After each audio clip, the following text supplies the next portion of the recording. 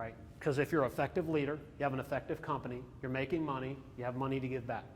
And you get when you give. I will tell you that as it's the honest truth. The more people you help, the better you feel, the better you are at your job, the more money that you make. It's an incredible thing to be able to help people out. I don't know about you, but to me it's significant. Something I want to add here, enthusiasm. Enthusiasm as a leader is important because you have a lot of people that go to work every day and they don't have a goal in life. They're not, they're not inspired by anything other than a paycheck, right? So your job as a leader to make people like that inspired. Now you have some people that are totally inspired, they're inspirational, they're ready to bust out of the 8-hour a day, 40-hour a week. They're willing to do whatever it takes to help your company grow and for help them grow as an individual. Dominating attitude. One of the things is with competition. If you have a builder in your area selling 10 houses a year and you're selling one, and you feel, what are we doing wrong? What are we not doing correctly? If you have someone doing 25 a year and you're selling 5, what are we doing? A person that has a dominating attitude in business is going to always try to sell more than the competition, right? Everything being equal, same group, you're not competing against a national size home builder. You're competing against other companies just like yours. Having that dominating attitude means that you want to sell more than the guy next door. You want to be a better builder. You want to build a better house. These are all traits that are going to make you a better leader because the more money you make, the more stability you have in your company, the better leader you are, right? I mean, it makes sense. Everybody, they feel also good about where they go to work. Certainty. I was thinking this weekend, I didn't have a lot of time to prep for coming down here because I was prepping my house because I thought we were going to take a direct hit. And I couldn't help but think that, uncertainty is the root of all failure in every business. When you're uncertain, so storm tracks are uncertain, long-term health conditions are uncertain, car accidents are uncertain, I get it. There's uncertainty in our life. But uncertainty shouldn't be, do we have bread at home? Uncertainty shouldn't be, do I have a job next week? Are we going to sell a house next month? Uncertainty shouldn't be, are we going to be able to, afford the equipment that we need to do our job effectively?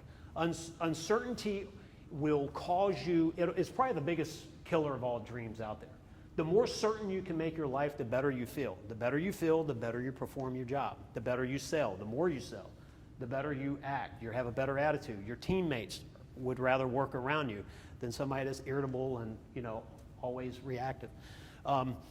We were talking earlier, emotion is a good servant, but a bad master. So when you're emotional, you're reactive. When you let emotion drive your leadership, when you allow emotion to drive your actions as owning a company, there's never going to be stability in that company because you're too wishy-washy. You're like an EKG. You look at it and the things are all over the board. You've got to be steady. Most successful people make their mind up pretty quickly and they're slow to change their mind. And it's not because they're hasty, make decisions like that. It's because they already have the facts needed to make that decision. The circumstances are different. Are we building 2 houses or are we going to build 50? Are we remodeling one kitchen or are we going after the whole neighborhood? Certainty does a lot in your personal life. It does a lot in your business life. I'll tell you that right now. I think uncertainty probably costs a lot of dreams, like I said earlier. If you're a system creator, if you create systems in your company that allows for balance, it also, creating a system on how you operate your company adds certainty, right? You know how to run your business. You know how to counteract low sales. If you have 10 employees, you have 2 employees, you have all subcontractors. We mainly use subcontractors. It's just a business decision that we've decided to do. But if you create a system that says that every time I build a house, here's the process. Here's who, this is the process for our site plan, our building, getting your plan submitted to the county or the city, wherever you are.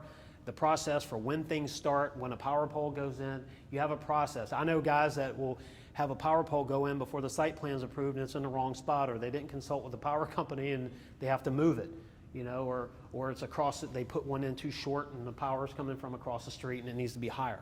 There's all sorts of things out there. None of that should happen, really. Because if you have a system in place, every single job, every single build, the basic fundamentals are exactly the same. Now, we do know that we're building on different lots, we're building in different areas, we're doing different renovations, so there's going to be differences out there. Remember, there's going to be some uncertainty in life. Putting a power pole in, there shouldn't be anything uncertain about that. We have an idea of how tall or where it should go. And I know in Virginia, they like it to be on the site plan. I don't know how it is in North Carolina. Accountability. One of the big traits for a leader is accountability. I will help. I will work late. Hey, I still work with my hands. That's the sanity. If I couldn't get dirty once in a while, I'd lose my mind. I don't like this. I wear this because it's more presentable, but I'd much rather have on boots, dirty jeans, and out there working. That is where I'm happy. That is where I'm out there with everyone. That's who I am. I'm a tradesman. I own a business, but I happen to be a tradesman first and a business owner second.